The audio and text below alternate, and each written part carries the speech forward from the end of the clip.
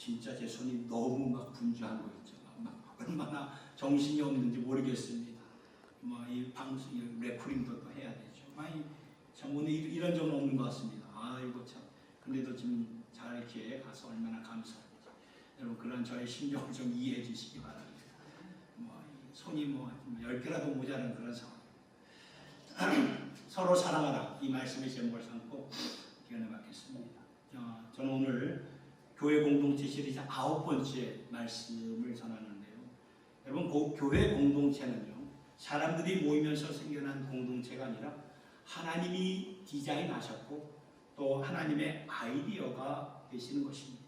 그러니까 하나님의 마음과 비전에서 나온 것입니다. 그렇다면 교회 공동체는 과연 무엇일까요? 하나님은 무슨 마음을 가지고 우리를 위해서 디자인하셨을까요? 잘 생각해 보면은 교회 공동체가 없어도 우리가 개인적으로 예수를 믿을 수가 있습니다. 그런데 구태여 왜 예수 믿는 자들을 믿음의 공동체인 교회로 인도하셔서 공동체 생활을 하게 하시는 것일까요? 이것을 우리가 성경적으로 이해하는 것이 굉장히 중요합니다. 왜냐하면 교회 공동체는 앞서 말씀을 드린 바처럼 하나님의 마음과 비전에서 흘러나온 하나님의 생각이기 때문에 여기에 하나님의 분명한 뜻이 담겨 있기 마련입니다.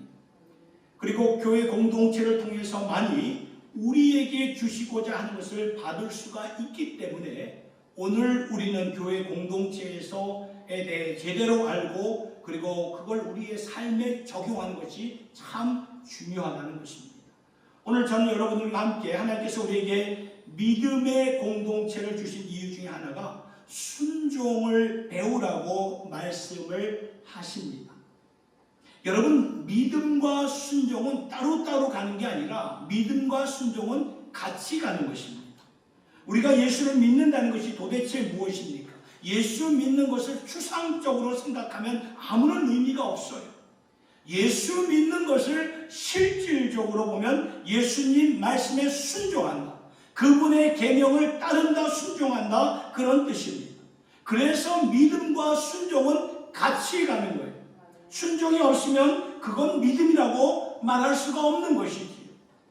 오늘 우리가 두 군데서 말씀을 보았는데 두 번째로 본 로마서 1장 5절의 말씀에서는 이제 사도 바울과 그의 일행들이 로마 교인들에게 편지를 무슨 마음으로 쓰게 되었는가를 여기서 설명해 주고 있는데요. 5절의 말씀을 보니까 그로 말미암아 그는 바로 예수로 말미암아 우리가 은혜와 사도의 직분을 받아 그의 이름 예수의 이름을 위하여 모든 이방인 중에서 믿어 순종하게 하나니. 그러니까 이 말씀을 왜 서론에서 말씀하고 있는가 하면은 로마 교인들 대부분이 유대인이 아니라 이방인이었습니다. 원래 이스라엘 나라에 속한 자들이 아니었고 이스라엘 나라 밖에 있었던 자들이었습니다. 그래서 지금 바울이 무슨 말을 하고 있느냐 하면은 하나님께서 특별히 나를 기름 부어 이방인들을 위해 사도로 세우셨다. 그러니까 예수님의 제자들 중에는 그 유대인들을 위해 예루살렘에 남아 사역을 하는 자들이 있는가 반면에 이스라엘 밖에 있는 이방인들을 위해서 사도로 세우신 경우가 있는데 그게 바로 나다. 내가 포함되어 있다. 하나님께서 나에게 기름 부어서 사도의 직분을 주셔서 이제 이방인들을 위해 예수를 믿게 하였는데 자 보세요. 그 다음에 뭐라고 말씀하시는가 보니까 이방인 중에서 믿게 순종하나니 이 마지막 보니까 그 이름을 위하여 예수의 이름을 위하여 모든 이방인 중에서 믿어 순종하게 하나니. 그러니까 믿는다는 것이 뭐예요? 순종하는 것입니다. 믿어서 순종하게 만드는 것입니다. 그러면서 6절의 말씀을 보니까 너희도 그들 중에서 예수 그리스도의 것으로 부르심을 받은 자니라. 여러 이방인 민족들 가운데 믿게 된 사람들 중에 하나가 로마인 바로 너희들이야. 너희들도 예수를 믿어서 순종함으로 말미암아 예수에게 속한 자들이 되게 한 것이라고 말씀하고 있습니다. 그러니까 믿음과 순종은 같이 가는 것입니다. 그런데 우리가 예수를 믿고 예수에게 속한 자들이라면 예수님에게 순종하면서 살아야 되는데, 예수님에게 뭘 순종하라는 것입니까? 오늘 주신 말씀에서 무엇을 대표적으로 순종해야 되는가를 예수님이 우리에게 말씀해 주셨는데, 그게 무엇입니까? 내가 너희에게 새 계명을 주노라. 여러분, 계명은 우리가 원하면 따르고 원치 않으면 따르지 않고 그런 게 아니죠. 예수님의 계명이라면 뭐예요? 예수 믿는 우리들은 반드시 지켜야 되고 순종해야 되는데, 바로 이 말씀, 요한복음 오늘 13장 34절의 말씀, 서로 사랑하라. 새 계명 중에 예수님이 우리에게 명령하신 게 서로 사랑하라. 서로 사랑하라. 내가 너희를 사랑한 것 같이 너희도 서로 사랑하라. 너희가 이렇게 서로 사랑하면 세상이 너희가 내 제자인 줄 알게 되리라. 뭘 순종하라고요? 서로 사랑하라. 뭘 순종하라고요? 서로 사랑하라. 이 계명을 순종하라고 말씀하셨어요. 그러하려면 서로 사랑하라는 주님의 계명을 실천할 수 있는 그 현장이 필요한데, 그래서 교회 공동체가 하나님께서 우리에게 주신 것, 허락하신 것입니다. 우리 스스로 홀로 믿으면 편할 수도 있어요.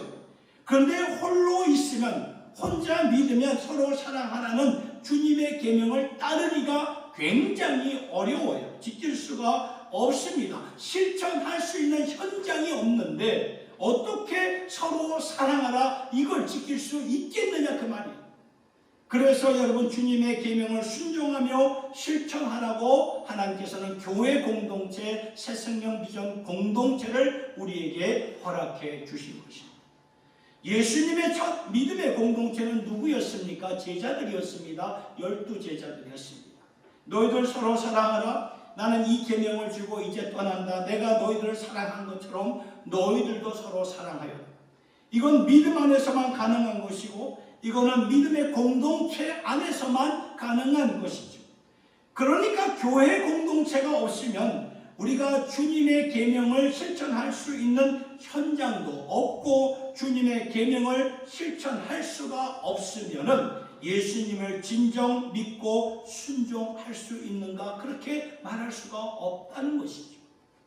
그래서 교회 공동체가 주어진 것입니다. 서로 사랑하라고 주신 이 계명을 우리가 실천하며 배워나가며 삶의 영역에서 우리가 적용할 수 있도록 이 교회 공동체가 주어졌잖아요.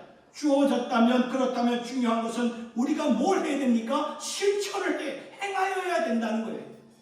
그러면 세 가지를 꼭 실천해야 되는데, 그래야 믿음과 순종을 이뤄갈 수가 있게 되는데, 세 가지를 살펴보도록 하겠습니다. 교회 공동체에서 세 가지를 꼭 실천할 것은, 첫 번째는 편안한, 편리한 신앙의 자리에서 벗어나셔야 됩니다. 여러분, 교회 공동체 안에서 신앙생활 하는 것이 때로는 불편할 때가 있어요. 불편합니다. 왜냐하면 사람들과 엮어지고, 사실은 주님의 한 피 받은 형제 자매일지라도 어떤 때는 불편한 관계가 될 수가 있어요. 가족도 아니잖아요. 또 내 성향과 기질도 맞지 않은데 정말 삶의 배경 완전히 다른 자들을 주님의 공동체로 하나님께서 묶어주신 이것을 우리가 이렇게 따른다는 것이 솔직히 말하면 불편하다는 것입니다. 그래서 편안하고 편리한 신앙생활을 하려면 교회 공동체를 외면하고 그냥 나 혼자 신앙생활 하는 것이 훨씬 더 쉽지요. 편안하지요. 그런데 문제는 뭔지 아십니까? 그렇게 나 홀로 신앙생활 하다 보면은, 다시 말씀드리지만 예수님의 계명을 실천할 수가 없다는 것입니다. 순종을 못합니다. 순종이 없으면 믿음이라고 말할 수가 없죠. 그래서 오늘 우리의 가슴판에 새겨야 할 것은, 편안한 자리, 편리한 자리에서 벗어날 수 있도록, 그래야 우리가 믿음과 순종을 이루어갈 수가 있다는 것입니다. 2020년도에 우리 참 세계적으로 엄청난 사건 터졌죠. 팬데믹이 터졌을 때 여러분들도 다 겪으셨겠지만 모든 교회들마다 이렇게 한 6개월 이상 우리가 같이 모일 수가 없었어요. 대면 예배, 현장 예배가 완전히 셧다운이 돼가지고 온라인으로만 예배를 이제 드렸는데 그때 비디오 카메라만 보고 말씀을 전하는데 참 마음이 확 가라앉더라고요. 아무도 없는 그런 텅 빈 예배당에서 카메라만 바라보고 말씀을 전하고 예배를 드리는데 이게 좀 적응이 안 돼가지고 힘들었는데 그런데 그렇게 한두 번 해보니까 이게 참 너무 편한 것 있죠. 아니 어떻게 이렇게 편할 수가 있을까 그런 마음이 드는 거예요. 이렇게 한두 번, 세 번, 네 번 이렇게 가니까 이렇게 참 편하네. 전도사 시절부터 생각해보면 이런 적이 전무후무한 것 같습니다. 전도사 시절 때를 보면은 학교는 필라델피아에 있었고 첫 사역교회는 뉴저지에 있었기 때문에 토요일 오전에 이렇게 출발을 해서 이렇게 사역을 다 마치고 학교에 기숙사로 돌아오는 주일 밤 11시나 12시가 이렇게 되었거든요. 그렇게 시작했던 사역들이었는데 이 팬데믹이 터지고 나서는 예배의 준비가 이렇게 가벼울 수가 없었어요. 아침에 교회에 와서 모든 일을 정리하고 사무실에 앉아 시계를 보는데 오전 10시예요. 10시. 어떻게 모든 교회 일들을 오전에 다 정리할 수 있었을까? 근데 이게 현실이 되었던 것입니다.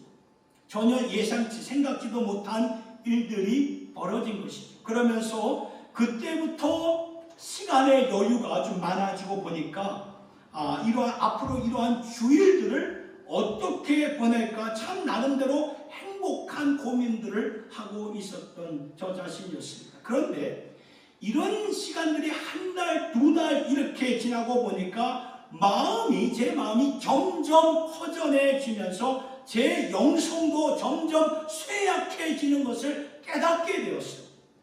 목사인 저도 그렇게 느꼈는데 여러분들은 어떠하셨는가? 이건 아닌데 편리하고 편안한 신앙생활은 좋지만 이건 아닌데 이렇게 가다가는 내 영혼이 고갈되겠구나 그러한 위기감이 이렇게 오더라고요. 제가 왜 이 예화를 드리냐 하면은 편리하고 편안한 그런 자리에서 공동체와 함께 사역하지 않으면 편리하고 편안할지는 몰라도 결단코 영적으로 유익하지 않다는 것을 말씀드리고 싶은 것입니다. 편안하고 편리한 자리에서 벗어나야 됩니다. 그리고 반드시 예수님이 말씀하신 대로 교회 공동체와 엮여진 삶을 통해서 성도들과 하나가 되는 삶을 통해서 주님의 계명을 실천하면서 살아가는 것이 이게 신앙생활이고 이게 믿음생활이다 그 말입니다. 사실 이러한 믿음생활을 하다 보면 봉사하다가 서로 부딪힐 수가 있습니다. 감정이 불편할 때가 있습니다. 사도행전 15장 39절과 40절의 말씀을 보면은 바울과 바나바도 2차 선교 여행을 가다가 마가라는 요한을 데리고 가는 문제로 서로 다툽니다. 신앙의 거장이었습니다. 바울, 바나바. 근데 그 두 사람이 그 한 사람을 놓고 요한을 놓고 심히 다투었어요.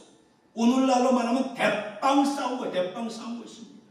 그러면서 결국에 어떻게 했어요? 서로 갈라섰습니다. 이 모습을 보면서 신앙의 거장들 바울과 바나바도 주님의 일을 하다가 관계로 인하여서 이렇게 망가짐을 볼 때 성도와의 관계가 이렇게 힘든 것이구나. 그래서 어떤 때는요 이렇게까지 불편한데 성도들과 같이 주님의 사역을 이루어가야 되나 그런 생각이 들지 않습니까? 저 역시도 신앙생활 때 그런 마음 가진 적 많았습니다. 이렇게까지 해야 되나? 여기에 내가 인발부가 되어야 되나? 그래서 보면은 이렇게 교회를 잘 섬기다가 갑자기 교회를 안 나오시는 분들을 보면 거의 다 이러한 이유로 안 나오시는 거예요. 그래 여러분 잘 생각해 보세요. 성도와의 믿음의 관계, 신앙의 관계를 갖지 않으면 주님께서 말씀하신 서로 사랑하라, 이 계명을 어떻게 우리가 실천하며 순종하면서 살아갈 수 있겠느냐 그 말입니다. 순종이 없으면 믿음도 없는데, 성도와의 관계가 참 이게 괴로울 때, 힘들 때, 그때 우리가 말씀 앞에서 순종하지 않으면, 믿음으로 반응하면서 이렇게 나오지 않으면 어떻게 영적으로 우리가 성장할 수 있겠느냐 그 말이에요. 그런 과정 우리가 잘 견뎌내고 인내하면서 가셔야 된다는 것입니다. 마냥 좋은 관계가 형성이 될 수가 없어요. 때로는 불편한 감정이 들 수가 있어요. 그럴 때 우리가 순종하고 믿음으로 인내하면서 나가셔야 된다는 것입니다. 그래서 여러분 그러면 우리의 믿음 생활은 점점 이렇게 더 이렇게 일치월장 이렇게 점점 이렇게 강건하게 세워져 가게 되는 거죠.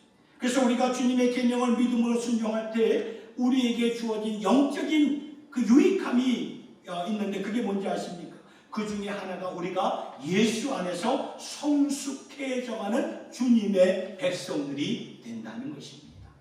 에베소서 4장 15절과 16절에 교회에게 주신 말씀인데요, 보세요. 오직 사랑 안에서 참된 것을 하여 범사에 그에게까지, 바로 예수에게까지 자랄지라. 그는, 예수는 머리니 곧 그리스도라. 보셨나요? 오직 사랑 안에서 참된 것을 하여 범사의 모든 면에서 예수에게까지 자라가라. 너희들 살아있는 믿음이 아닌가? 살아있다면 자라게 되어 있다. 살아있는 믿음을 주님께서 주셨다면 이제 우리가 그에게까지 자라야 되는데, 이것은 오직 주의 사랑 안에서 가능한 것이다 라고 말씀하시는 것입니다. 16절의 말씀을 좀 더 보면 구체적으로 우리에게 알려주시고 있습니다. 그에게서, 예수에게서 온몸이 각 마디를 통하여 도움을 받음으로 연결되고 결합되어 각 지체의 분량대로 역사하여 그 몸을 자라게 하며 사랑 안에서 스스로 세우십니다. 보셨나요? 교회 공동체를 가리켜서 뭐라고 말씀하셨냐면 몸이다 라고 말해요. 몸, body, 각 마디를 통하여 서로 도움을 받고 연결되고 결합되어 각 지체의 분량대로, 우리 다 분량 다 다르잖아요. 그 하나님이 주신 은사대로 우리가 일을 하게 될 때 그 몸이, 바로 예수님의 몸이 자라가게 된다는 것만. 그러니까 저와 여러분들이 믿음 생활하면서 성장해야 되는 거예요. 믿음 생활이 그냥 제자리 걸음돼서는 안 된다는 말입니다. 하나님의 뜻이 뭐예요? 너희들 그리스도의 장성한 분량으로 세워지기까지 자라는 것이에요. 이렇게 되려면 교회 공동체 안에서 주의 사랑 안에서 성도들과 속해지면 속하여서 자라갈 때 이루어진다는 것입니다. 그러니까 첫 번째 권면은 편안하고 편리한 자리에서 벗어나셔야 돼요. 홀로 신앙생활하면 편리하고 편안합니다. 그러나 그 자리에 내가 오래 있으면 영적으로 망가지는 것입니다. 두 번째로 드리고 싶은 권면은 이것입니다. 소그룹 안에 속하셔야 됩니다.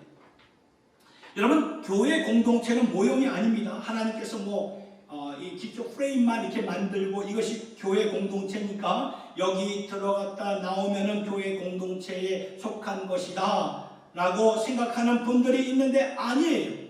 예수님이 분명히 말씀하시기를 교회 공동체, 좀 전에 보셨잖아요. 교회 공동체는 주님의 몸입니다. 몸이라고 말씀하셨으니 성도된 우리들은 이 공동체 안으로 들어와서 서로 연결이 되어야 되고 엮어져야 됩니다. 몸이 서로 엮여져 있어야 살아있는 몸이 되고 맙니다. 그렇다면 주님의 교회가 전체적으로 엮여졌다는 것이 과연 무엇을 뜻하는 것일까요? 오늘 광고 시간에도 말씀을 드렸듯이 그 부서, 이 소극으로 엮여지라는 말씀입니다.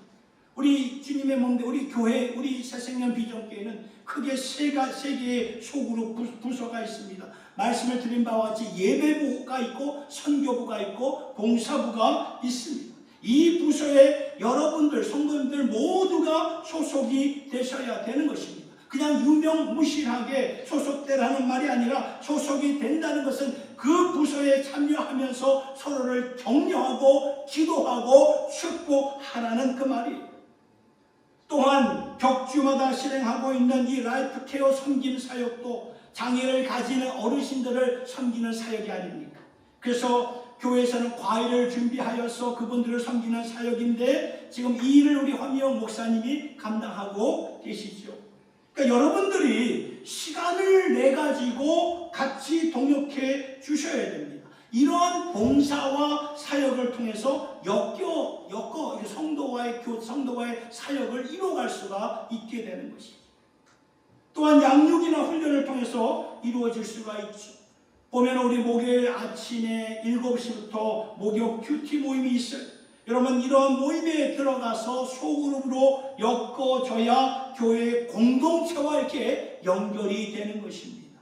그래서 저는 여러분들에게 부탁을 드리고 싶습니다. 여러분 오늘 주보의 그 간지에 보았듯이 예배부, 선교부, 봉사부 이 중에서 정말 우리가 한 가지 택해 주시고요. 하나 이상 해도 좋지만 하나라도 택하셔서 내가 그 모임 안으로 들어가 소그룹으로 엮어져야 비로소 교회 공동체가 채로 우리가 이렇게 사역을 감당할 수가 있게 되는 것입니다. 또 한 가지 부탁드리고 싶은 것은 그것은 서로 돌아보시기 바랍니다.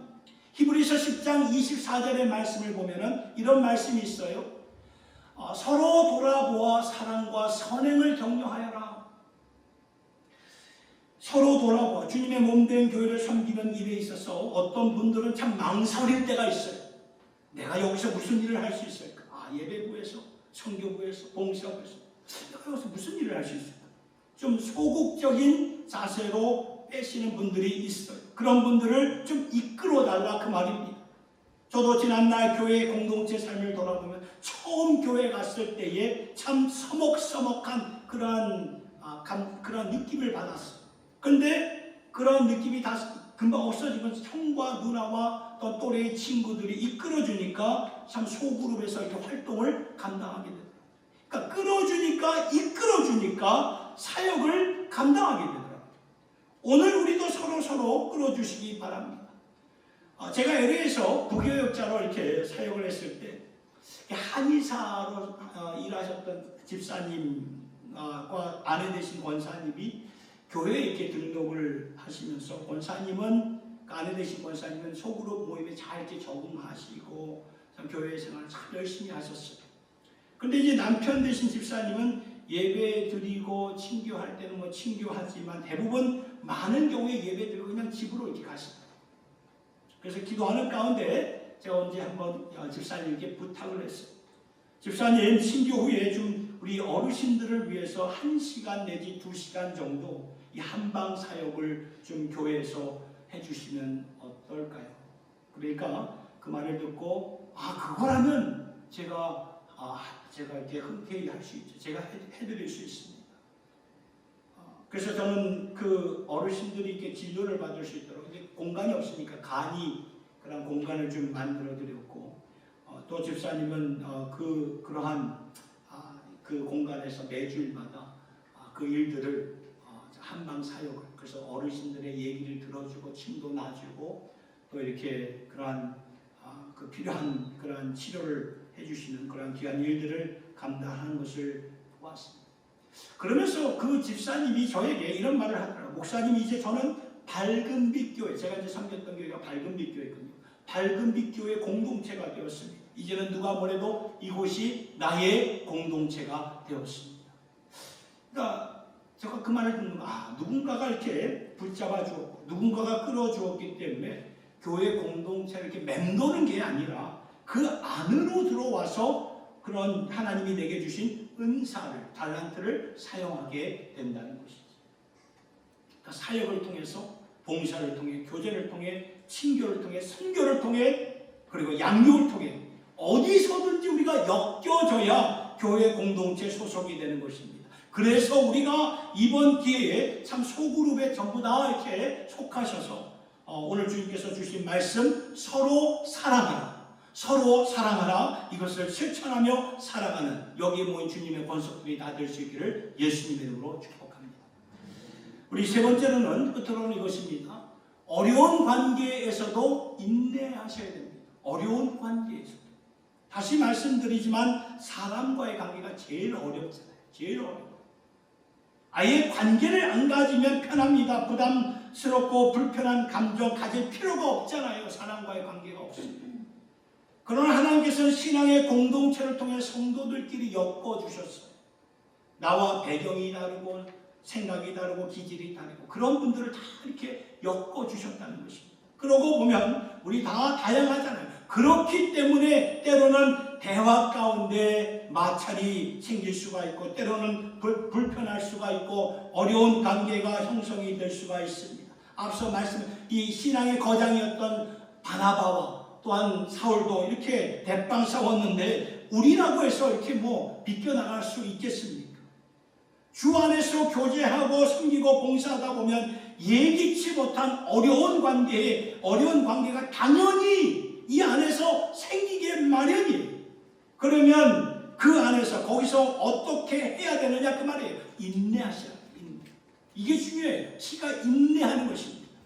그래야 서로 사랑하라는 그 말씀을 실천할 수가 있게 됩니다. 아니야 싫어 이렇게 우리가 이렇게 말하면 세상에서는 충분히 그렇게 말할 수 있죠. 마음 안 맞으면 세상에서 다른 곳으로 가면 되는 거예요. 그러나 주님의 공동체 안에서는 그럴 수가 없다는 것입니다. 교회는 주님의 몸이에요. 그러니까 인내하셔야 돼요. 인내. 오늘 예수님께서 주신 새 계명이 무엇입니까? 서로 사랑하라. 이 말씀이 어떤 맥락에서 주셨습니까? 요한복음 13장 1절에 보면 이렇게 나와 있는데 6월절 전에 예수께서 자기가 세상을 떠나 아버지께로 돌아가실 때가 이런 줄 아시고 이 십자가 사역을 말하죠. 세상에 있는 자기 사람들을 사랑하시되 끝까지 사랑하십니다. 그러니까 예수님은 알았던 거예요. 이제 내가 십자가에 달려 죽을 때가 되었구나. 아버지께서 나를 희생하실 때가 되었구나. 임박한 것을 알고 예수님이 결단을 하십니다. 나의 사람들을 사랑하되 끝까지 사랑하겠노라. 여러분 여기서 말하는 나의 사람들은 누구를 가리키는 것일까요? 예수님의 제자들을 가리키는 것입니다.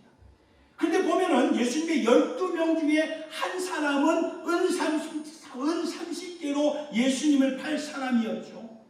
나머지도 사도 요한만 빼놓고는 결정적인 어려운 그런 위기의 상황에 다 예수님 놔두고 뿔뿔이 다 도망쳤어요. 다 이렇게 도망칠 제자였습니다. 예수님이 이미 아서 3년 동안 동고동락하며 같이 밥 먹고 지냈던 제자들인데 결정적인 순간에는 예수님을 버릴 제자들, 주님은 이미 다 아셨다는 거예요. 나를 배신할 자가 누구요며 나를 떠날 자가 누군지 다 아셨음에도 불구하고 이들을 말씀을 보니까 자기 사람들을 사랑하시되 어떻게 해요? 끝까지 사랑하시느니라. 예수님이 이렇게 결단하시면서 요한복음 13장 말씀이 쓰여진 것인데 그렇다면 오늘날 예수님이 저와 여러분들을 그렇게 사랑하시지 않으시겠느냐 그 말. 우리가 믿음 생활 잘할 때만 사랑한 것이 아니라 우리가 왕창 무너졌을 때도 사랑하지 않으시겠느냐 그 말이에요. 완전히 무너져가지고 주님 얼굴 면목 뵐 수 없을 때도 내게로 오너라 안아주시는 우리 아버지가 되시지 않겠느냐 그 말이에요. 예수님이 우리를 그렇게 사랑하신다 그 말입니다. 예수님이 우리의 가족들을 그렇게 사랑하신다 그 말입니다. 끝까지 사랑해 주신다는 그 주님의 그 마음을 우리가 헤아려 볼 수 있습니다. 끝까지 변함없이. 그러니까 우리가 부모로서 기도 응답이 다 내 삶 가운데 내 생애 가운데 다 이루어지지 않을지라도 나보다 내 자식을 더 사랑하시는 하나님께 맡기고 그 아버지의 사랑이 있으니까 하나님이 나를 부르실 때 언젠가 다 부르잖아요. 그 부르실 때 편안하게 우리가 눈 감고 주님께로 갈 수가 있는 것입니다. 왜? 변함없는 사랑이 있기 때문에. 그러니까 우리의 소망은 무엇입니까? 하나님의 영원하신 사랑이에요. 끝까지 가는 사랑, 인내하는 사랑이라는 것입니다. 그 사랑을 우리가 체험하고 맛보고 경험하며 오늘도 살고 그 사랑 안에서 우리가 죽을 것이고 그 사랑 안에서 우리는 천국 갈 것입니다. 그래서 예수님은 내가 너희를 그렇게 사랑했듯이 너희도 서로 그렇게 사랑하여라. 그 말씀을 우리에게 주신 것이죠.